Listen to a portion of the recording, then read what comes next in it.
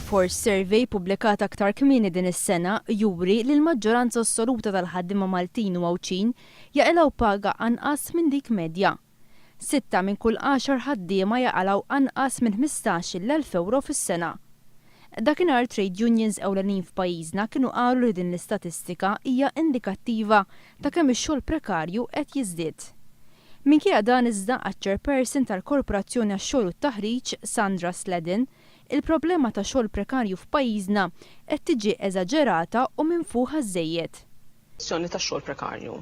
Jiena fl-opinjoni tiegħi it is being blown out of proportion, tajjeb. Id-dikjerazzjoni tal-kap eżekuttiv tal-ETC tistona ma' dak li kien qal Lorenz Gonzi f'diskors brabta mal-ewwel ta' Mejju, meta kien qal li suppost kellu jattakka x-xogħol prekarju. Fl-aħħar jiem l-MUT jitkellmet dwar każijiet ta' prekarjat fl-inqas u saħqet li min jgħid mod ieħor qed jgħix f'illużjoni. Kien hemm ukoll każijiet fejn il-Gvern stess ta' kuntratti lill-employers li spiċċaw iħallsu lill-impjegati tagħhom anqas minn minimum wage.